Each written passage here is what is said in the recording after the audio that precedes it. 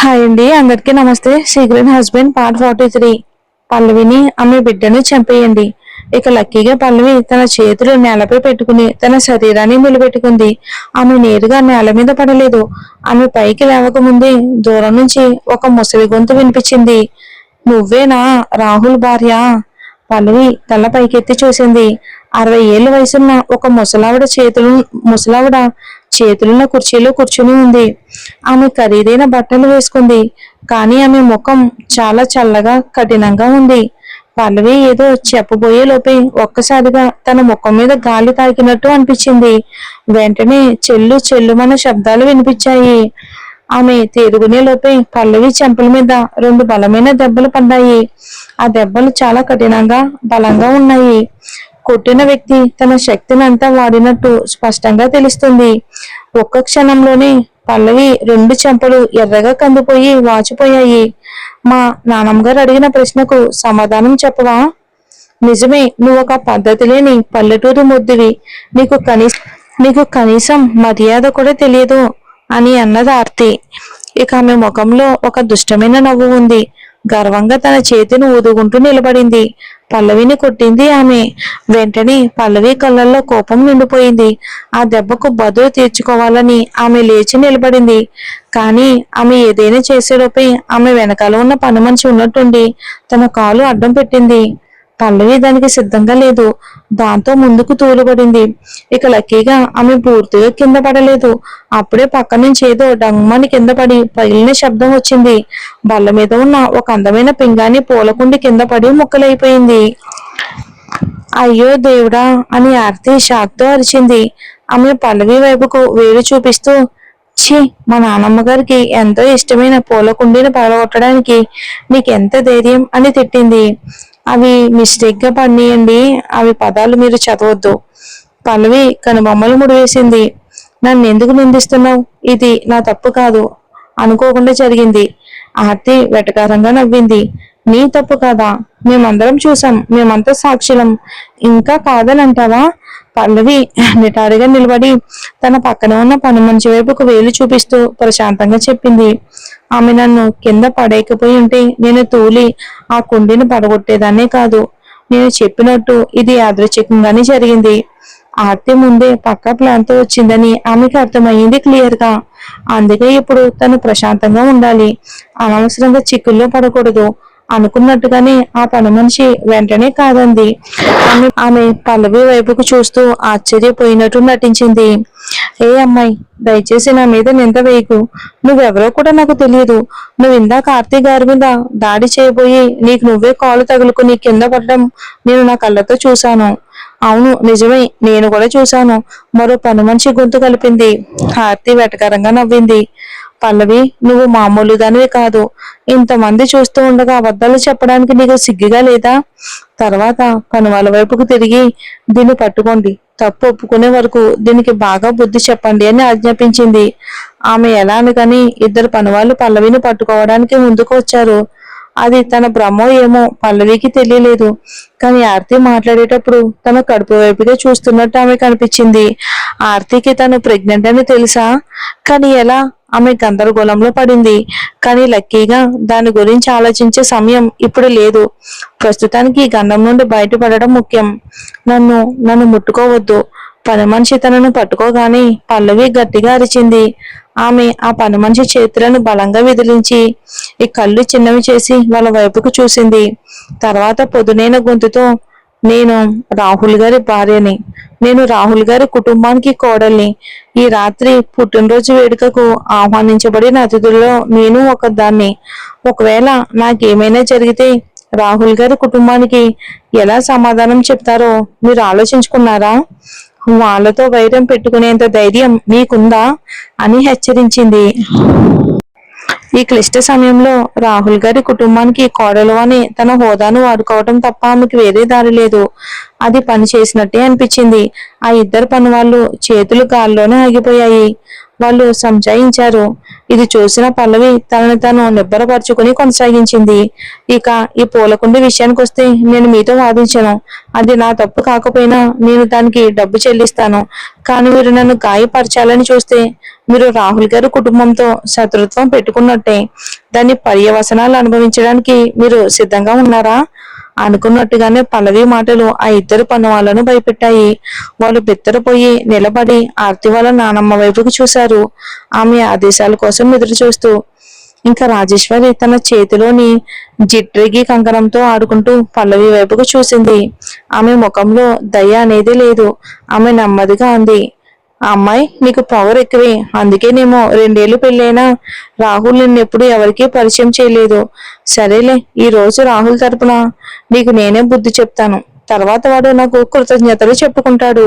ఇంకలా చెప్పి రాజేశ్వరి తన పక్కనే నిలబడిన పనివాళ్లకు కన్నుగీటింది. ఆ ఇద్దరు పనివాళ్ళు రాజేశ్వరికి నమ్మిన బంట్లు. ఇన్నాళ్లుగా వాళ్ళు రాజేశ్వరి కోసం ఎన్నో చెడ్డ పనులు చేశారు. అందుకే ఆమె సైగ వాళ్ళకు వెంటనే అర్థమైంది. వాళ్ళలో ఒకరు పల్లవి మోకాలు చెప్ప మీద గట్టిగా తన్నారు. పల్లవి వెంటనే కుప్పకూడి మోకాల మీద పడిపోయింది. మరో పని మనిషి తన చెయ్యిని బలంగా ఊపి పల్లవి తల వెనకే కొట్టింది. ఆ దెబ్బకు పల్లవి తల కిందకు వాలిపోయింది. చెవులు దిమ్మిరపోయాయి. ఆ తర్వాత ఆ పని మనిషి మర్యాదగా ఉండు అని హెచ్చరించింది. ఇక ఆర్తి రాజేశ్వరి వెనుక నిలబడి పల్లవిని అసహ్యంతో నిండిన కళ్ళతో చూస్తుంది. తర్వాత అంది, నానమ్మ, రాహుల్ కి ఈ ఆడది అస్సలు ఇష్టం లేదు. ఇది వాడిని మోసం చేసి పెళ్లి చేసుకుంది కాబట్టి వాడు బలవంతంగా ఒప్పుకున్నాడు. అంతేకాదు. ఇక ఆమె ఆగి పల్లవి చిరిగిపోయిన గౌనును పైనుండి కిందకి చూసింది. ఆమె చూపులు ఇక ఎర్రని చూస్తున్న తోడేలులా ఉన్నాయి. ఇంకా తర్వాత మళ్ళీ మాట్లాడడం మొదలుపెట్టింది. నానమ్మ, దాని బట్టలు చూడండి, అస్తవ్యస్తంగా ఉంది. బహుశా పార్టీకి వచ్చిన అతిథిలో ఎవరితోనో గడిపి వచ్చింది. ఛీ, ఎంత సిగ్గుచేటు. రాహుల్ పరువు కోసం మీరు దానికి బుద్ధి చెప్పాలి. రాజేశ్వరి ముడతలు పడిన కళ్ళు చిన్నవయ్యాయి.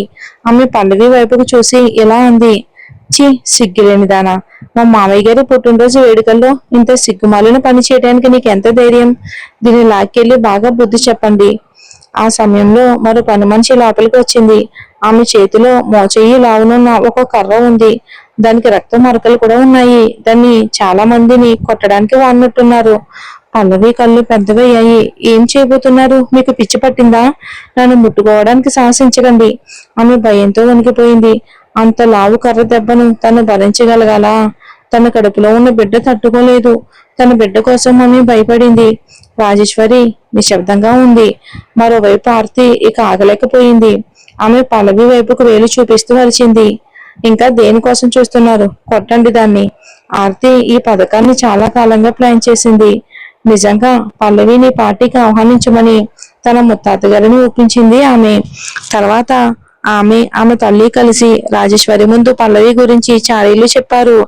సహజంగానే రాజేశ్వరి వాళ్ళ పక్షం వహించి పల్లవికి బుద్ధి చెప్పాలి అనుకుంది కాబట్టి ఆమె చేయాల్సిందల్లా పల్లవిని రాజేశ్వరి దగ్గరకు తీసుకురావటమే.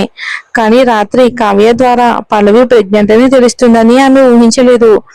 దేవుడు కూడా తన వైపే ఉన్నాడు. ఇప్పుడు ఆర్తి ఒకే ఒక్క దెబ్బకు పల్లవిని ఆమె బిడ్డను వదిలించుకోవచ్చు. ఆమె పథకం పరిపూర్ణంగా ఉంది. పల్లవి బెదిరింపులకు ఆర్తి అస్సలు చెల్లించలేదు. పల్లవి కోసం రాహుల్ గారి కుటుంబం రాజేశ్వరిని నిలదీస్తుందని ఆమె నమ్మలేదు. మహా అయితే ఈ పని వాళ్ళ మీద నేరం నెట్టి వాళ్ళకు డబ్బు చెల్లించవచ్చు. ఆ ఇద్దరు పని వాళ్లకు ఇలాంటి పథకాలు అలవాటే. అందుకే ఆర్తి ఆజ్ఞ వినగానే వాళ్ళు ఏమాత్రం సంకోచించలేదు.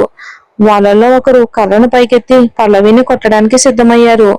కానీ పల్లవి ఆ పని మనిషి చేతిని కాలితో తన్ని ఇలా అంది, ఉద్దేశపూర్వకంగా దాడికి జైలుకి వెళ్లాల్సి వస్తుందని తెలుసా? ఆ పూలకుండి ఆ ఆరోపణలు కేవలం సాకు లేనివని పల్లవికి తెలుసు.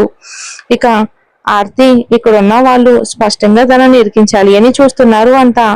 కాబట్టి తను ఏది చెప్పినా ఫలితం మారదు.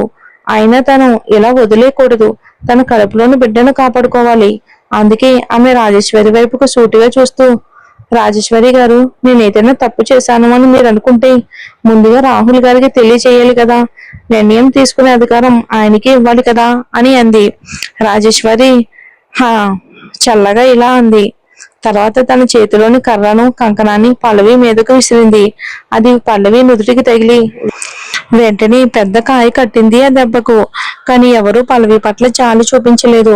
పని వాళ్ళలో ఒకరు, మా అమ్మగారితోనే ఎలా మాట్లాడతావా, నువ్వు చావును కొని తెచ్చుకుంటున్నావు అని తిట్టింది. ఆ క్షణంలో రాజేశ్వరి ముఖం క్రూరంగా మారింది. ఆమె కఠినంగా అరిచింది. ఇప్పుడే చెయ్యండి అని ఆజ్ఞాపించింది. పనివాళ్ళు ఎలాంటి సంకోచం లేకుండా ఇంక అందరూ కూడా ఆమె మాట విన్నారు. ఒకరు పల్లవిని కిందకు అదిమి పట్టుకున్నారు, మరొకరు కర్రను పైకెత్తారు. ఆ కర్రతో పల్లవిని నిజంగానే అమ్మో కుంటిదాన్ని చెయ్యాలని చూస్తున్నారు.